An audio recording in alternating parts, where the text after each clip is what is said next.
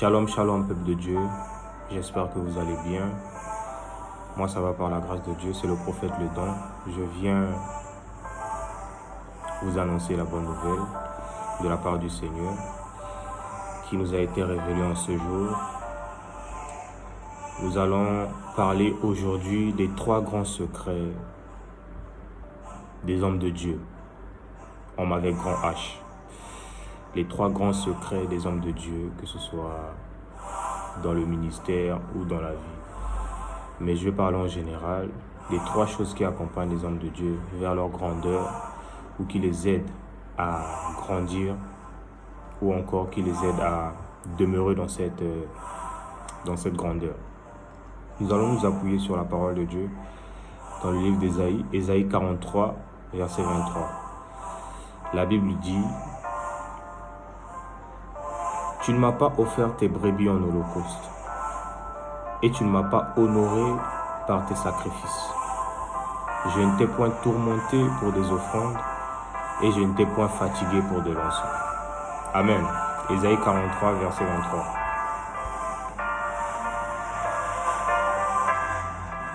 Donc la Bible nous parle du Seigneur qui parle au prophète Ésaïe, qui parle par le prophète Ésaïe afin d'enseigner son peuple. L'Éternel dit: tu ne m'as pas offert tes brebis en holocauste, et tu ne m'as pas honoré par tes sacrifices. Je ne t'ai point tourmenté pour des offrandes, et je ne t'ai point fatigué pour de l'encens. Lorsque je lisais ce passage de la Bible, le Seigneur m'a révélé et m'a parlé des 3 choses qui marchent avec l'homme de Dieu. Donc les 3 grands secrets d'un homme de Dieu. Avant que nous puissions parler de tout ça, j'aimerais que nous puissions faire une prière au Seigneur. Père, je te bénis et je te célèbre car tu es Dieu. Merci pour ce moment que nous allons passer dans ta présence. Je mets entre tes mains le cœur de tes fils et de tes filles afin que ce message puisse les impacter. Et Père, qu'ils puissent vivre tes desseins et ta volonté au nom de Jésus-Christ. Amen. Alors, la Bible dit: tu ne m'as pas offert tes brebis en holocauste et tu ne m'as pas honoré par tes sacrifices. Je n'étais point tourmenté par des offrandes et n'étais point fatigué pour de l'encens. Donc le premier grand secret d'un homme de Dieu, d'une femme de Dieu, c'est que ces personnes ne vivent que pour Dieu. Ils ont fait de Dieu leur priorité. Ils ont fait de Dieu le centre de leur vie. Ils ont fait de Dieu l'appui parfait dont ils ont besoin dans tout ce qu'ils font. Chaque homme de Dieu a pour centre dans sa vie Dieu. D'ailleurs, mon père, l'apôtre Moïse Jean-Jacques, dit homme de Dieu. Homme de Dieu, pas homme des hommes, homme de Dieu. Le fait d'être un homme de Dieu signifie que cet homme n'est représenté que par Dieu. Cet homme ne pense que Dieu. Cet homme est le résultat parfait des réponses de Dieu pour un peuple, pour une nation, pour des gens bien précis. Donc cet homme est un homme de Dieu. Le premier secret de ces personnes, c'est que c'est Dieu qui est le centre de leur vie. Ce n'est pas l'argent, ce ne sont pas les membres de leur famille, ce ne sont pas leurs richesses, mais c'est Dieu. Ils ont fait de Dieu le centre. Et lorsqu'on fait de Dieu le centre de sa vie, la Bible dit, l'Éternel dit aux apôtres qu'il n'y a personne qui n'ait quitté pour moi son frère, sa mère, ses parents, et qui ne reçoive au centuple auprès de moi. Donc ces hommes ont refusé toute chose.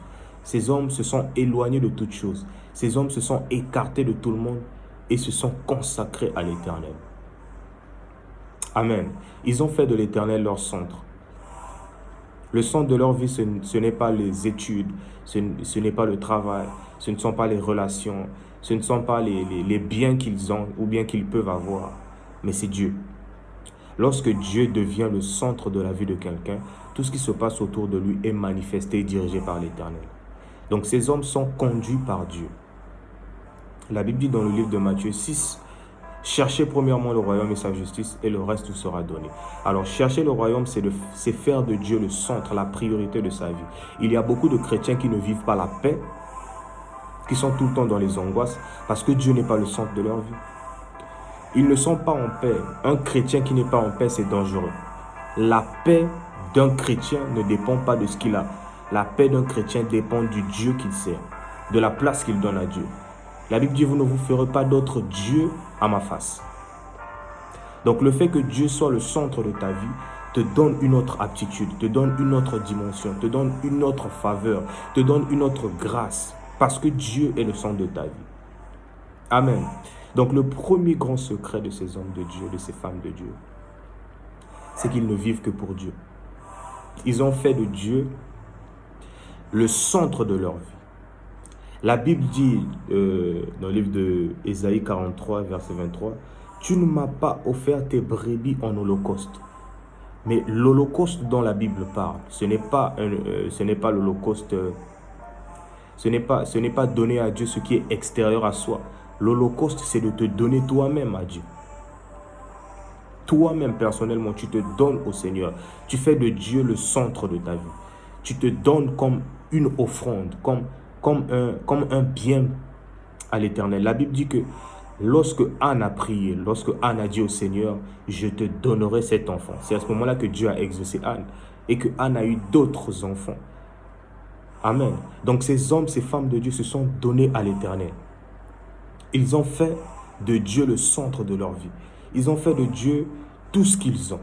Et lorsqu'on donne Dieu tout, Dieu est riche, Dieu est fidèle, Dieu est grand pour récompenser. Amen. Le deuxième secret de ces hommes, c'est que ce sont des hommes de sacrifice. La Bible dit, « Et tu ne m'as pas honoré par tes sacrifices. » Et tu ne m'as pas honoré par tes sacrifices. Amen. Tout appel authentique, tout homme de Dieu, toute femme de Dieu est un homme de sacrifice. Est un homme qui se garde, est un homme qui se préserve. Pas parce que c'est écrit, non, parce qu'il doit le vivre. Il est lui-même le transporteur de la gloire de Dieu. Il a compris qui il est. Donc ce sont des hommes de sacrifice, des hommes qui ne mangent pas comme tout le monde, des hommes qui ne boivent pas comme tout le monde, des hommes qui ne sortent pas comme tout le monde, des hommes qui ont accepté de se garder. Amen. Ce sont des hommes de secret, des hommes de cette place. Frères et sœurs, celui qui a déjà goûté la présence de Dieu, pas dans la montagne, pas dans la forêt, mais dans sa chambre. Celui qui a déjà goûté la présence de Dieu dans ce lieu secret est une personne addicte, est une personne qu'on ne peut plus reformater, on ne peut plus changer sa manière de penser. Parce que lui, il sait que la gloire de Dieu se trouve dans une place, que la présence de Dieu est un endroit qui ravitaille, que la présence de Dieu est un endroit qui recharge, que la présence de Dieu est un endroit qui délivre même. Et donc ce sont des hommes du secret, des hommes qui se gardent, des hommes qui se préservent, des hommes qui cherchent Dieu, des hommes qui se sacrifient pour Dieu, des hommes qui se sacrifient pour le royaume. Ce sont des hommes gardés, des hommes secrets. Amen. Tu verras ce genre de personnes prendre en sacrifice une somme d'argent astronomique, une somme d'argent qui les permettra peut-être de nourrir la famille, de vaquer à certaines occupations, de payer le loyer. Mais Dieu leur dit, donne-moi cet argent. Et ils le donnent au Seigneur, parce que ce sont des hommes de sacrifice. Ils sacrifient leur vie, ils sacrifient leurs ambitions, ils sacrifient leur carrière, ils sacrifient tout ce qu'ils ont pour le Seigneur, pour l'œuvre de Dieu. Et tu verras que ces hommes de Dieu sont des hommes de défis. Les défis révèlent les prochaines dimensions en esprit. Donc, ce sont des hommes qui aiment les défis. Ce sont des hommes qui sont tout le temps confrontés aux défis. Ce sont des hommes qui sont tout le temps confrontés au combat. Ce sont des hommes qui sont tout le temps confrontés à la méchanceté des hommes. Parce que la Bible dit que David, lorsqu'il était confronté aux défis, c'est à ce moment qu'il a écrit les psaumes. C'est à ce moment qu'il a écrit toutes ses adorations pour le Seigneur, parce qu'il était confronté au défi. Et pas pour le peuple d'Israël, parce que Dieu voulait Dieu les avait préparés un roi, et Dieu voulait honorer ce peuple en mettant en sa tête un homme qui a connu la guerre, un homme qui a connu l'humiliation, un homme qui a été abattu. David s'est fait passer pour un fou. David s'est fait poursuivre alors qu'il avait raison. David a été mis à l'écart par son propre père, par ses frères. Pourquoi? Parce que Dieu le préparait à la grandeur. Les défis. Ce sont des hommes de défis. Et certains ont accepté d'abandonner leur famille, de mettre à l'écart leur famille, parce que Dieu leur a demandé. Certains ont accepté de mettre à l'écart leurs études, leur travail, parce que Dieu les a demandés. Donc ce sont des hommes consacrés, des hommes mis à part, des hommes qui ont accepté de vivre différemment la vie. Amen. La troisième chose, le troisième secret des hommes de Dieu, ce sont les offrandes. Vous savez, tout homme de Dieu donne de l'importance aux offrandes. Tout homme de Dieu sait qu'il doit donner à Dieu. Tout homme de Dieu sait qu'à un moment donné, je dois donner à Dieu. Donc l'offrande est un don volontaire à l'Éternel. Vous savez, lorsqu'on a un semblant d'avoir, lorsque Dieu nous donne un semblant de richesse, un semblant de bien, il veut juste voir jusqu'à où nous pouvons aller pour son œuvre, pour donner à Dieu. Et l'homme qui donne à Dieu, l'homme qui sait que ce que je reçois de l'Éternel ne m'appartient pas, que ce que je reçois de l'Éternel appartient à l'Éternel. La Bible dit que les richesses des eaux appartiennent à l'Éternel. L'Éternel dit dans sa parole que l'argent est à moi et que l'or m'appartient. L'argent est à Dieu, c'est vrai. L'or lui appartient, c'est vrai. Mais si cela appartient au Père, ça revient à l'héritier. Donc les hommes de Dieu savent que l'offrande est une porte. Il y a certains combats, certains défis qu'ils gagnent juste en donnant à Dieu. Juste en libérant quelque chose. Juste en aidant quelqu'un. Parce qu'ils ont compris qu'il se cache de grandes choses dans l'offrande. Alors l'offrande est une bénédiction. L'offrande est une richesse. L'offrande est un secret qui marche avec les hommes de Dieu. Amen. Tout ce que l'Éternel donne à son fils, à sa fille, est censé revenir vers lui. Il y a une part que Dieu nous donne, mais il y a une part qui doit revenir à lui. Et les hommes de Dieu ont compris ça. Voici les trois secrets, les trois grands secrets des hommes de Dieu qui les permettent de garder une certaine stabilité, une certaine vie, une certaine dimension et surtout de croître. Amen. Nous allons prier. Nous allons prier pour ces hommes de Dieu. Nous allons prier le Seigneur afin que sa faveur continue de les accompagner. Nous allons prier pour trois sujets. Nous allons prier premièrement pour la vie en général de ces hommes de Dieu. Nous allons prier deuxièmement pour leur vie de prière. Et nous allons enfin prier pour leur foi. Voici les sujets de prière que nous allons entamer aujourd'hui. Père, je te célèbre et je te loue. Merci pour ton amour et pour ta fidélité. Merci pour tes fils qui te servent et qui t'aiment. Je viens prier pour la vie des hommes de Dieu, des femmes de Dieu, de tes serviteurs et de tes servantes. Ces personnes qui se donnent à l'œuvre pour toi. Ces personnes qui ont accepté de se sacrifier pour toi. Ces personnes qui ont accepté de se donner pour toi. Je prie au nom de Jésus-Christ de Nazareth que ta main s'étende sur leur vie de couple, sur leur famille, sur tout ce qui les représente.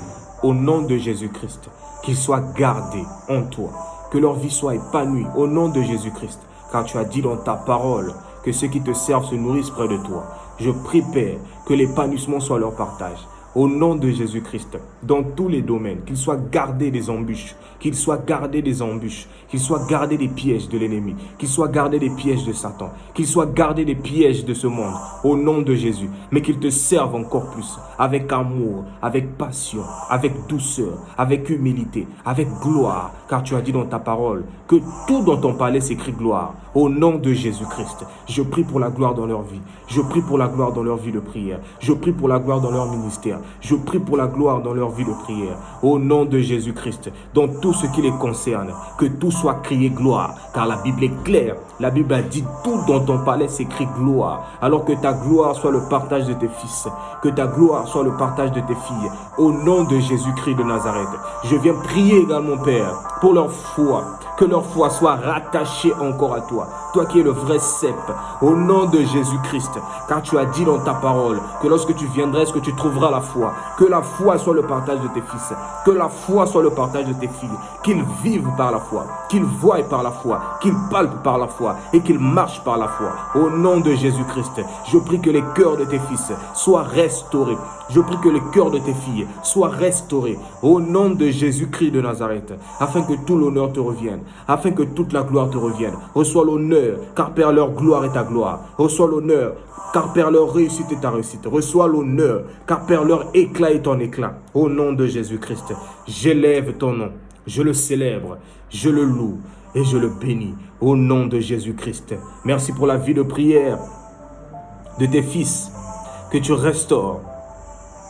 Merci pour la vie de prière de tes fils que tu restaures. Au nom de Jésus-Christ de Nazareth, que ton nom soit élevé, que ton nom soit béni, que ton nom soit magnifié.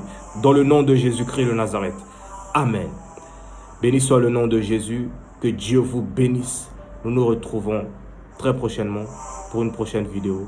Dans le nom de Jésus-Christ. Amen.